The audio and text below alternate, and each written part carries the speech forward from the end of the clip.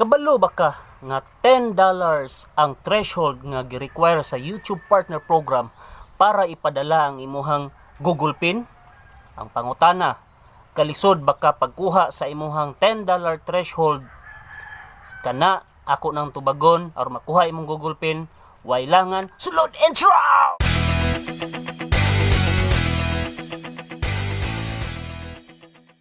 What's up everyone? This is your boy here, Loemcho, creator of this channel. Welcome to my channel, Daghan Kayong Manok. Kung bago pa ka sa akong YouTube channel, please like, subscribe, ug i-hit na pod ang notification bell para updated ka sa akong mga bagong videos. In this episode, maghatag kog mga tips aron dali ra makuha ang $10 threshold nga gini-require sa YouTube aron ipadala ang imuhang Google Pin.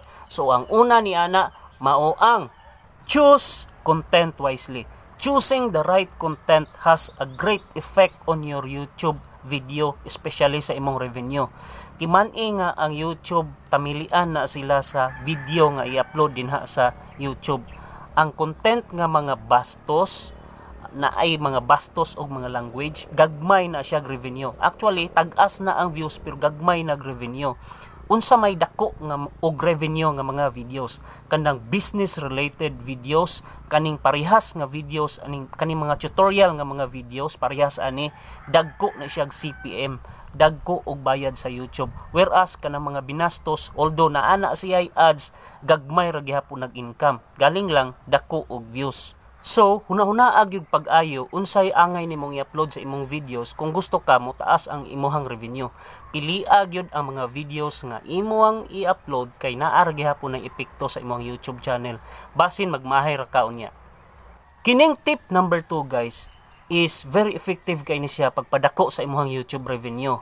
Mao ang know the location of your audience. Timan-i nga ang western countries, especially America, United Kingdom kana diha, mahal og ads diha. Therefore, kung mutan-aw sila sa imong videos, mga kababayan nato diha mutan-aw diri sa atong videos, dako ta og income or revenue diri sa atohang YouTube channel. So mao na ang ubang YouTuber kaila mo ni Breaderhoodz, yahay kasi Breaderhoodz na kampanya na ho diri. Mag-live stream na siya kadlawon kay ang iyahang viewers diha man mga tagagawas. So kung tagagawas amo tan-aw sa imuha, dako siya og revenue or income diri sa YouTube. Wise kayo no? Ngon sa saging. Man kayo. Tip number 3. Establish good standing in YouTube.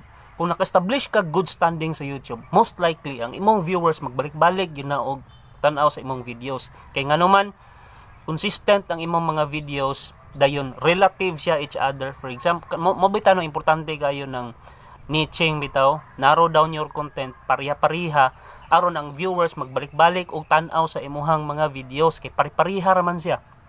So unsaon man pag-establish og good standing sa YouTube? Kinahanglan ma-avoid kag violation, upload consistently, maayo imong title at the same time ang imong description, ang imong thumbnails kinahanglan catchy po na siya. So establish a good standing in YouTube will likely YouTube promote your video at the same time ang imong channel, and also avoid YouTube violation.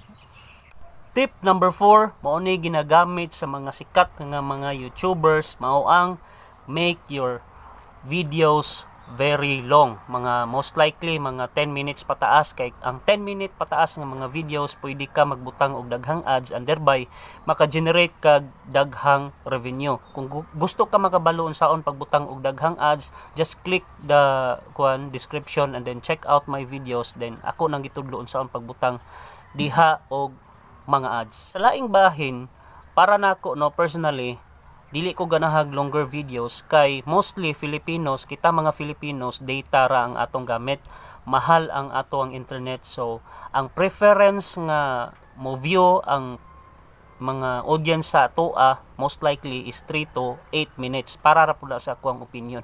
So dili ko mo himo og taas nga videos kay personally di ko mo ganahan mo tan-aw og longer videos kay kalas og load og data.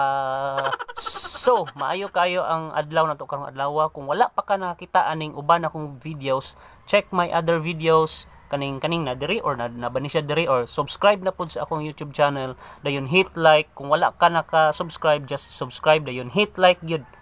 And thank you, salamat kayo, daghang salamat.